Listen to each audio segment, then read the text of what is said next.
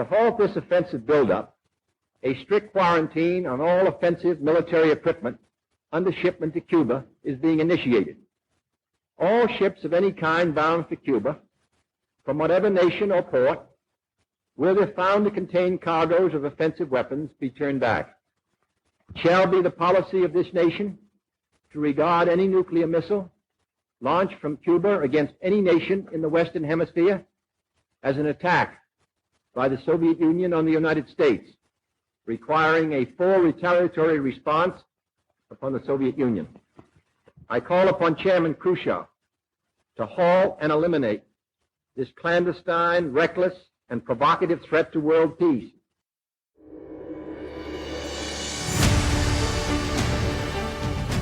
Hi everyone, and welcome to another edition of Backstory. I'm Dana Lewis. I've devoted a few segments here to nuclear arms control because as a former correspondent who was based in Moscow for American TV, I covered many of the strategic arms control negotiations and came, I think, to understand how nuclear war is a larger risk than we realize. That recording you just heard of President Kennedy came about in October 1962, the closest the world may have come to nuclear war. The Cuban Missile Crisis, when the U.S. discovered Soviet nuclear missiles on Cuba. President Kennedy demanded their removal and announced a naval blockade of the island, and the Soviet leader Khrushchev acceded to U.S. demands a week later. But it wasn't as simple as that. There were tense moments, a lack of communication, anything could have gone wrong. And it was decided to establish a hotline between the two nuclear superpowers in the wake of that to ensure if heightened tensions arose again, there would be communication to talk. But since then, a lot has changed. Nuclear weapons are hypersonic, and warheads appear on conventional delivery systems like cruise missiles. There are more nuclear nations. It's simply more complicated, more confusing. And as you're about to hear on this backstory, incredibly, communications can be hacked and hijacked and are sorely lacking. And when decisions have to be made in seconds in a crisis, none of it is good. And a new system is being proposed, a kind of nuclear crisis conference call, one that we hope will probably never have to happen.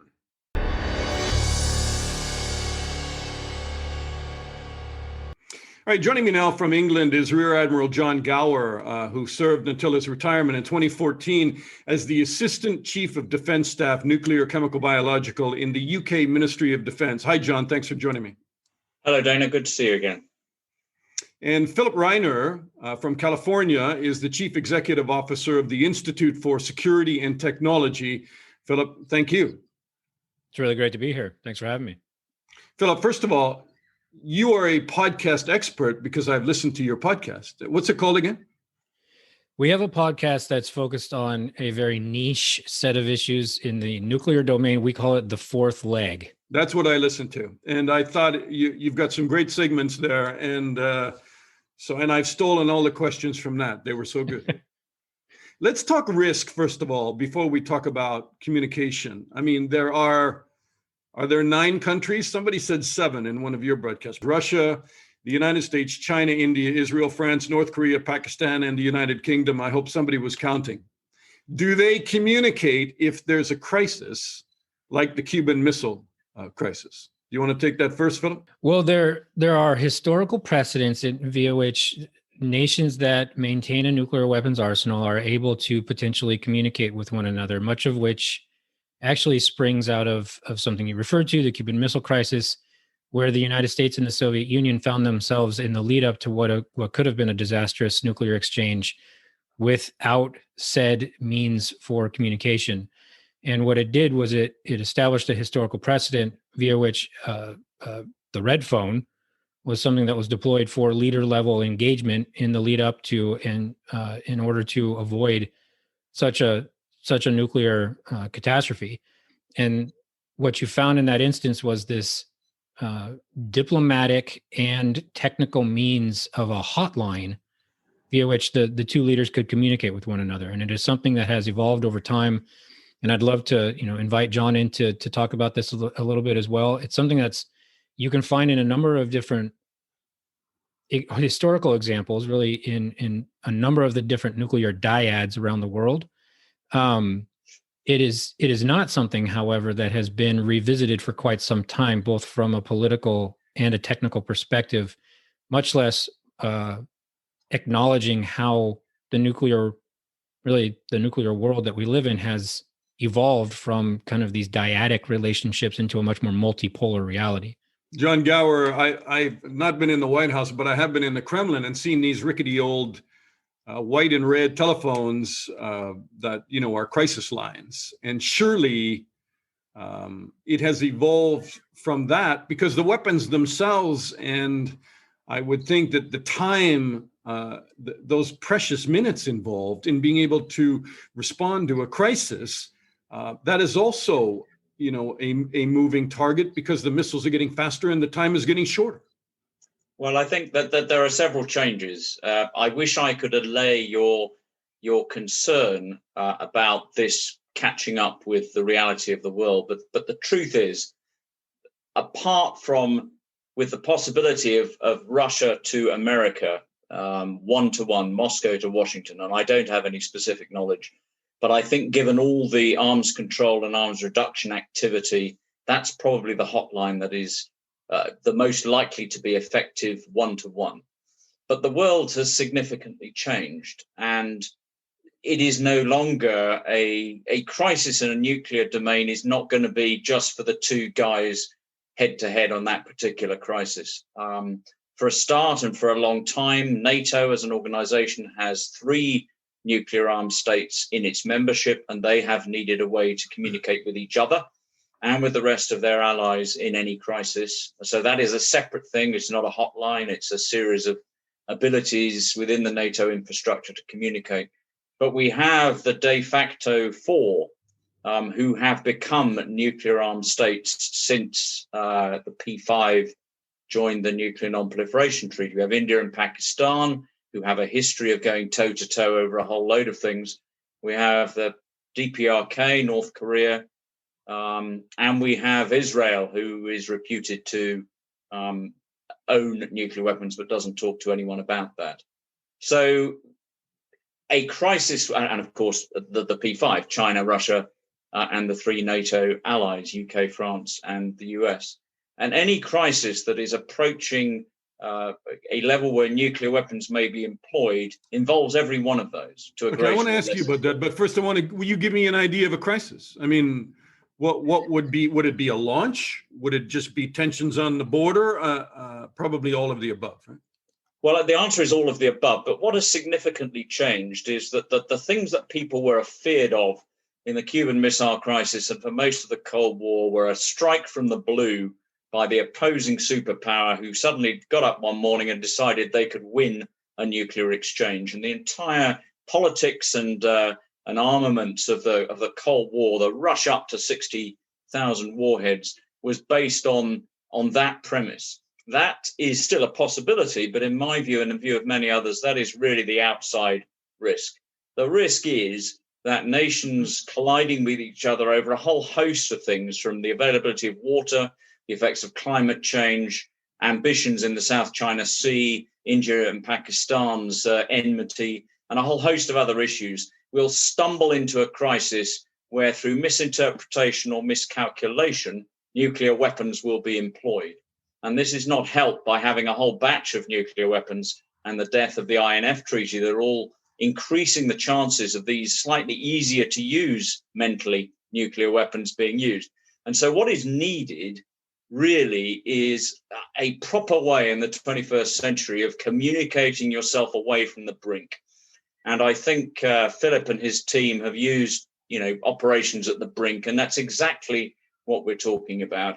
And you could come up with any number of crises, and you can add to that if we fail to reinstate the JCPOA, if we fail to deal with Iran in a grown-up way that acknowledges needs as a nation, but also the fear of her becoming nuclear.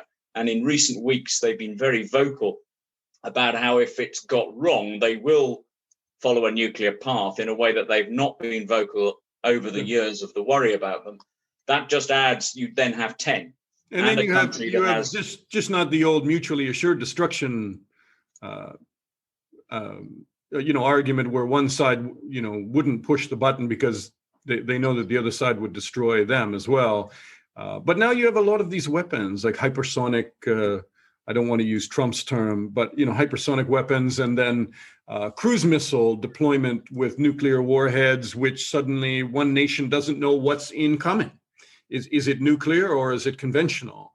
So the stakes as we talk about this, and I want to set this up properly, because a lot of people think, well, nuclear war is somewhere out there in a sci-fi movie. I mean, John, you've spent your career on this. Are you worried that we are much closer to that brink than we've probably been in a long time? I think the brink is more difficult to identify, and therefore we may be very close or a little bit further away. But I think it is fair to say that I am more concerned now in 2021 than I was at any time in the 6 years between 2008 and 2014 that I was involved in this. That's really notable. Philip, thank you for being patient. So what that brings us to is, how do you then have some kind of communication between nations that is able to, I think one of your guests on one of your podcasts said, get the off ramp on the superhighway heading to disaster, which I thought was a very good analogy. Well, this is where some of the ingenuity and the depth of technical understanding within the communities that we're able to touch here in California, in Silicon Valley, really come into play. And through some of the conversations that we've been able to engender, some of which you can hear in those podcasts and the papers that accompany them, there's the reminder that complexity is the enemy of security, where so many of the technical solutions that may be devised to address some of these real challenges go so far out in terms of the back-end technical complexity that it actually increases the attack vector. It makes it something simpler to, for instance, through cyber means to go after.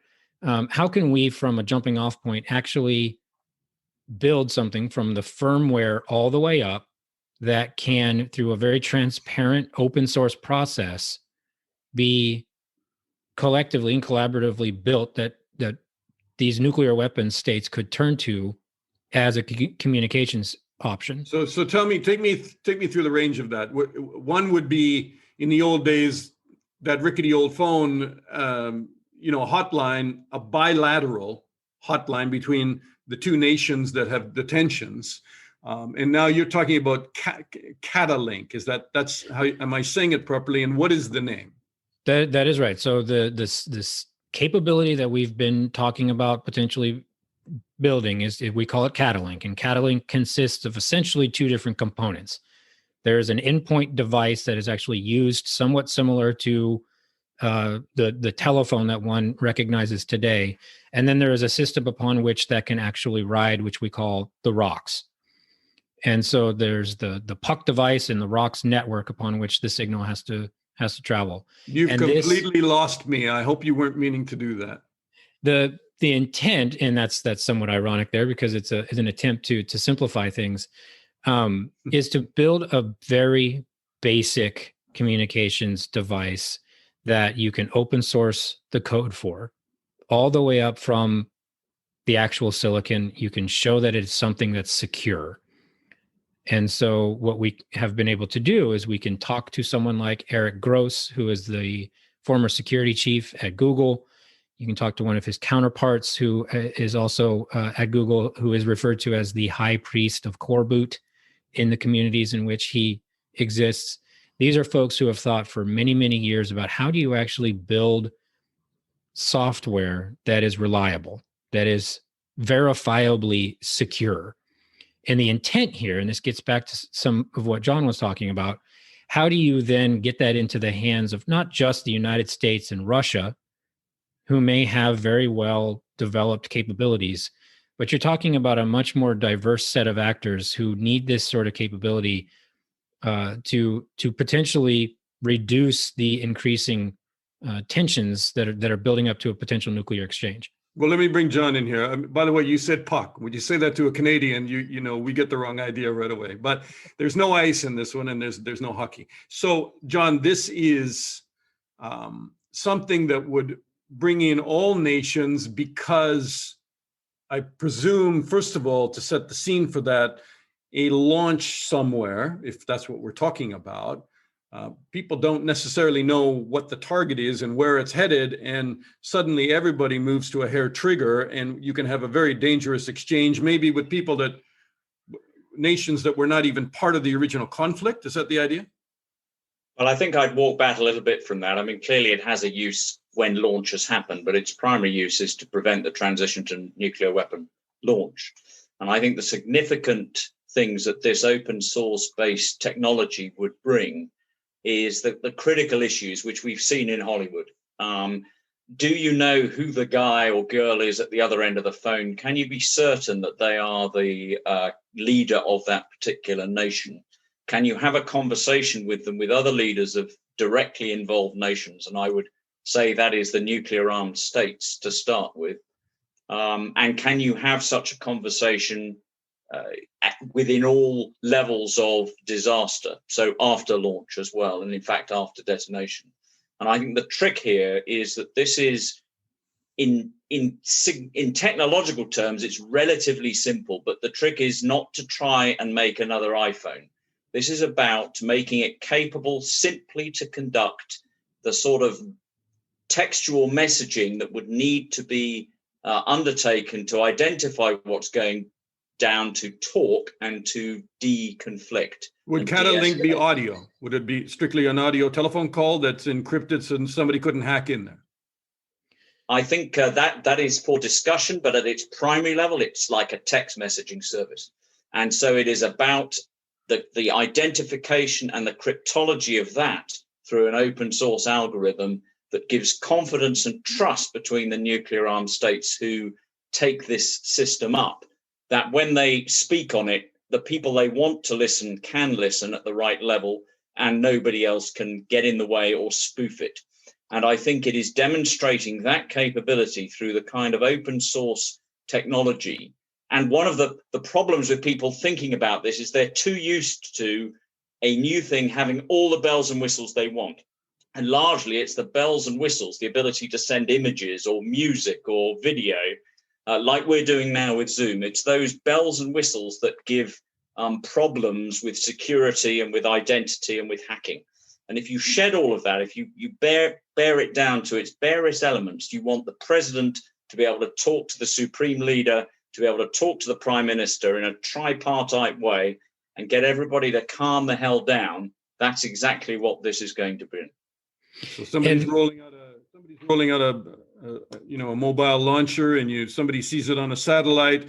This is the first thing that they're going to reach for and engage that region and engage the nuclear powers. So who's been involved in pushing this idea? Because it seems like the nations want to do business the old way with their plastic telephones, Can I just, before Philip answers that question, because he's been driving the engagement with a multiple number of countries, every one of the nuclear armed states says clearly that their weapons are last resort. They don't want to use them. They'd really rather not. It's all about security. Well, not Russia anymore. They said that they would use nuclear weapons. Well, they have, but at the part of their declaratory policy, each of the nuclear armed states use the words of restraint, whatever you may believe about them.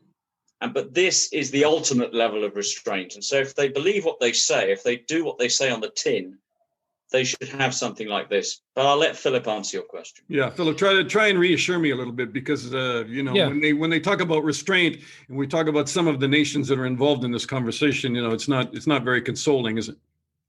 Well, and I think there's one more piece on the technical element, and then I'll sure, get very specifically to that. One may ask, why don't you just rely on WhatsApp in these scenarios that's secure and in encrypted communications capable? Why don't you just use Signal? That is not something that these states could turn to in these very extremely sensitive scenarios, because they haven't seen it built from the bottom up. And the discussion that we're having is, so how do you actually do this with technically savvy individuals from each of these countries within their industry? How do you get those people together so that they actually see it from the beginning, and you come up with a solution that is imbued with integrity from the outset? because they've been part of that technical build from the very beginning. So we continue to have conversations with people really all around the world on this very topic. We have had conversations with folks who are based in Geneva, folks who are based in Berlin, those who are based in London, Islamabad, New Delhi. The conversation really has attempted to make sure that we're reaching out to folks who are in Moscow and in Beijing, but then all of those who may be able to contribute to this as well, who bring a bit of a technical savvy or who understand what it is to actually work through what is known as the open source community of folks who can potentially help develop these things in an open, transparent way, again, so that you imbue the outcome with a significant level of trust. And that gets to what John was talking about, and Dana, to a certain extent yourself. If these leaders are going to be able to use this, they have to know what it looks like from the inside out. And they have to be able to red team it. They have to be able to go after it and try to break it, find vulnerabilities in it. And the process that we've put in place, both from a political and a technical standpoint, is built off of that very notion. How do you build it with integrity? I mean, I take a big breath, because the very notion or idea that somebody would hack into a conversation or pretend to be somebody that they're not with a world leader whose finger is near a nuclear button or code or whatever, it really takes you back. And I assume that some of the people that are really pushing this are like John Gower, who has a deep knowledge and career in working with nuclear forces and understands, this is not a far-fetched idea that we have miscommunication that leads to nuclear war. John? No, in fact, I would class it, and I have written recently, and I'm not alone in this, in saying that misinterpretation and miscommunication is the single greatest risk for stumbling into a nuclear conflict. And Dana, that I write and work in many areas of risk reduction, against nuclear cruise missiles, against low yields, against dual purpose weapons. This doesn't supplant any of that work. All of that work remains important, but this is the fullback. This is the backstop, the linebacker, depending what sport you're looking at. I don't know the ice hockey equivalent, but if you fail to make these changes to remove the weapons that are most liable to misinterpretation and miscalculation, and you stumble towards a crisis, what you really need at that point is the best way of communicating your way out of a crisis. All right, I'm just shocked it's not there, and I think a lot of people listening to this would be as well. What is the support, Philip, for the concept? And John, what are the next steps? Why don't we start with Philip? I think we've seen a real positive set of responses from a number of the folks that I mentioned just a moment ago. I think people realize that, and directly to what you just said, Dana, I think it's incredibly important. There may be something, for instance, that the United States can put forward right now that could potentially serve as this solution. But why would, by way of example, why would Pakistan want to adopt something that was developed by the United States without asking questions about what it was, what it actually could do? For example, they would have to plug it into their system. What does it give the United States access to that they may not? Those are the exact trust issues that this would begin to address from the bottom up. And are those conversations already well underway? So those are the types of technical conversations we have been having internally. At the political level, we have engaged with counterparts in each of the countries that I mentioned before, and a number of others as well. People see the inherent value to trying to build something like this because it does, I think, provide that nuclear risk reduction potential that John was alluding to. And John, next steps, I mean, you feel that this has some momentum now? Well, it has a certain degree of momentum in the non-governmental world in particular, although we have engaged with governments. Clearly, we've been in a time of huge distracting crisis. We've gone through a major, significant political change in the US and elsewhere in the world. And we're just coming to grips with the implications of the new administration in the US. And I think it's true to say that coinciding with all of that change has probably led some of the governments to just mark pace 2 or 3 times. But Philip's mentioned the key word, and this is trust. Trust is both essential to take this forward, but I also believe this is a vehicle upon which trust, which is lacking in other places, could be built. And so I know there are organizations like the European Leadership Network, which is highly significant in the Euro-Atlantic area, and others who have endorsed this as a very positive step if it's taken forward. And one of the purposes of talking about it to you today is to raise awareness of it and to seek an opportunity for governments to engage more proactively and together, so that we can take this beyond what is an extremely good idea with a lot of the footwork done on the technical side, to something that could be taken forward, not necessarily by a team led by a US-centric think tank. As Philip says, you can have the idea, but you want to hand it on. And you want to hand it on to a government or several governments who would be trusted to engage at the governmental level. This is only going to fly when the governments of the nuclear armed states engage with it. And that's what we're trying to do at the moment. And any involvement from them would be extremely, extremely positive. Because in the end, it's not very high tech, all of this, is it? It really comes down to personalities and who's on the other end of whatever the communication device is, and whether they're going to pull the trigger on a nuclear launch. And, President Kennedy, his speech in front of the United Nations talked about the ominous and omnipresent sword of Damocles that everybody lives under, hanging by the slenderest of threads, capable of being cut at any moment by accident or miscalculation, or, as he rightly pointed out, by madness. And that slender thread, still all these decades later, is still in place. And you would have think that we had come further than where we are now with assuring that there wouldn't be a nuclear exchange somewhere.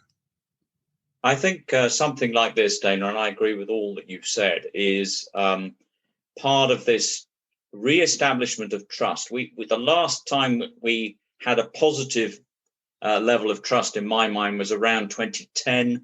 And if you look at the way in which NATO was writing about its relations with Russia, the direction of travel with START, the fact the INF was still, the Intermediate Nuclear Forces Treaty was still operating, all of the conventional armed forces treaties were operating in Europe. Things have gone seriously downhill since then. And what is really missing is cooperative trust. And if you don't have cooperative trust, then it really doesn't matter. Your chances of having a miscalculation or a misinterpretation are hugely magnified. And so whilst this has a practical application in the reality, it is also a vehicle for trust. Philip, last word to you. I would reinforce what John was just talking about. There's so few instances in all of the dialogues around nuclear weapons, the nuclear enterprise writ large, where you can see a positive conversation around technical trends. And what we feel we've struck upon here is something that could add value, not only from a technical perspective and give people tools that they could build off of, but it would be something at a diplomatic level that they could use as potentially a way to create trusted discussions and collaborative endeavors. That's our intention here, is to both address it from a technical perspective, but maybe give people some political space to engage with one another as well. Let's do it quick. Thank you so much to both of you, former Rear Admiral John Gower and Philip Reiner, the Chief Executive Officer of the Institute for Security and Technology. Thank you so much. Thank you, Dana. Thank you, Dana. And that's our backstory. Please subscribe and share this podcast. I also run a newsletter now to help people who complain they simply can't navigate media anymore, to try and understand what's important and steer people away from disinformation. It's danalewis.substack.com. Sign up, it's free.